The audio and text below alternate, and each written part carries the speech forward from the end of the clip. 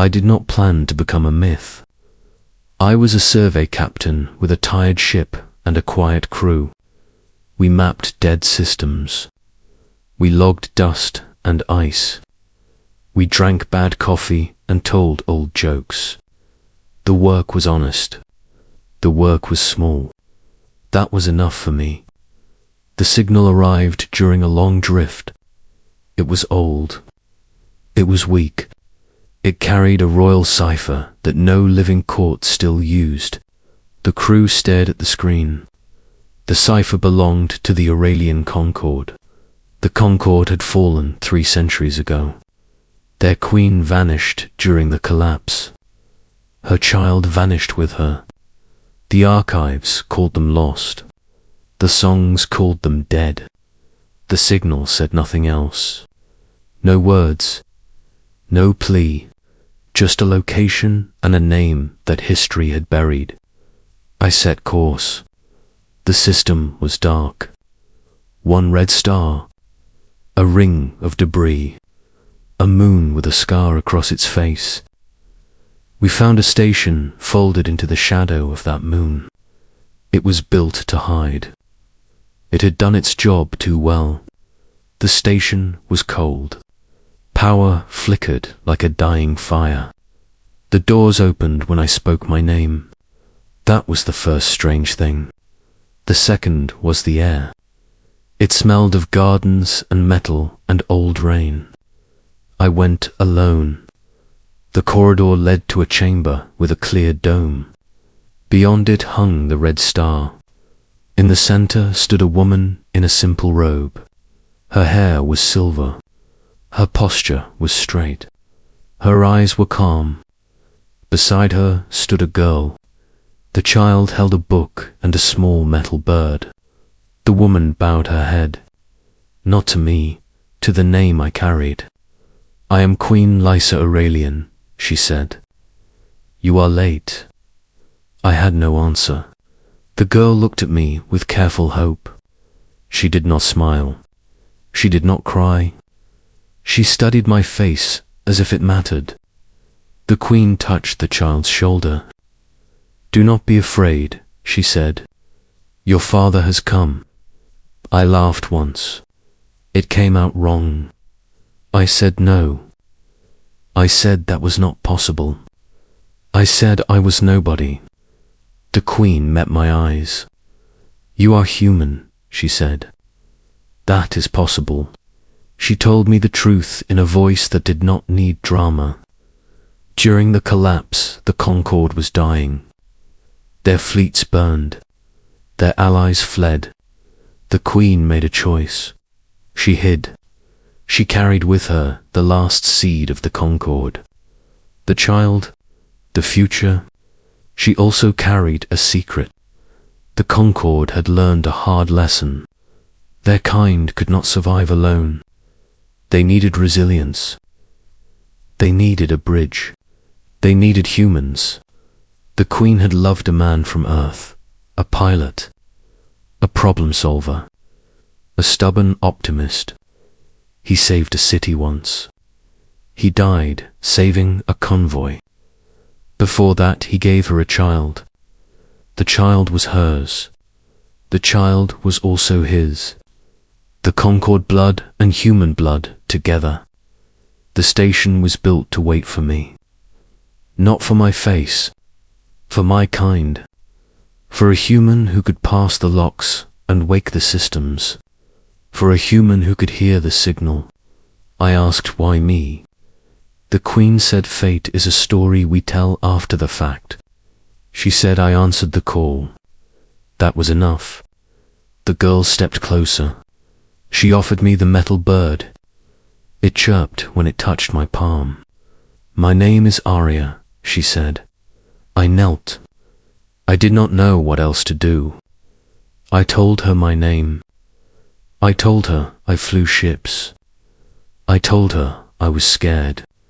She nodded. Me too, she said. The station stirred as if it had been waiting for that moment.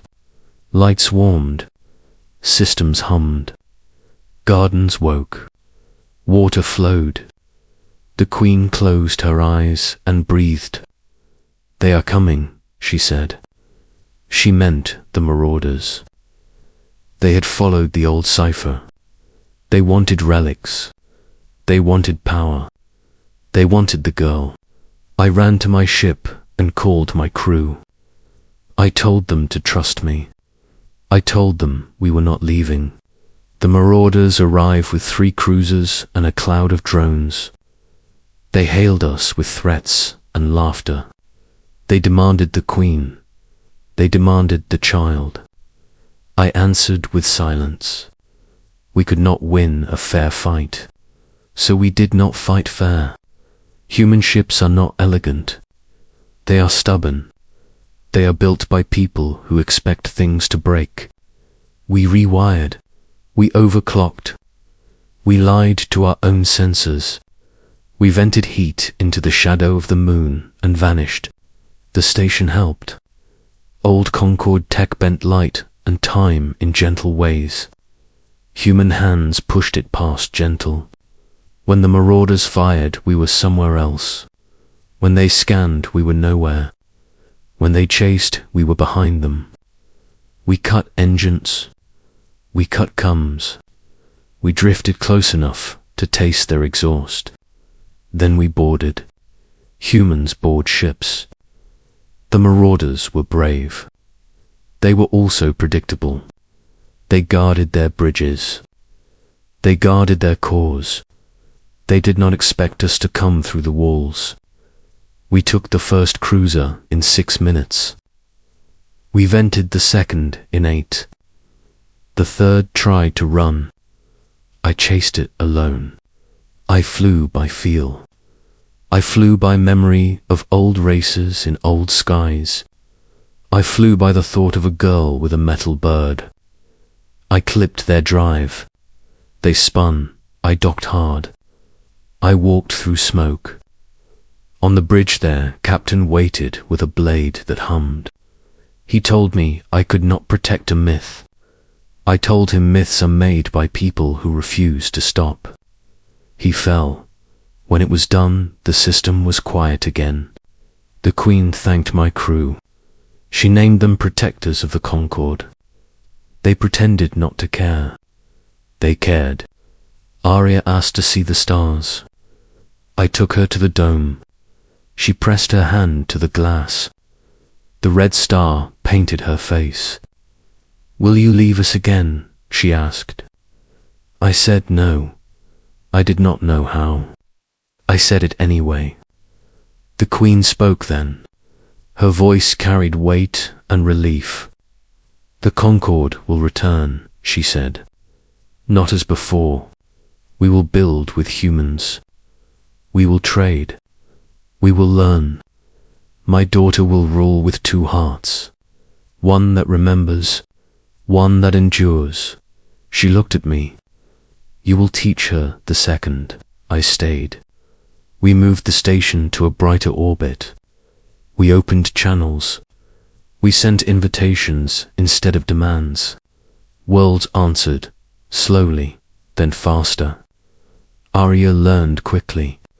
She learned how to listen. She learned how to laugh. She learned how to fly. She crashed once. She climbed out, smiling. At night we told stories.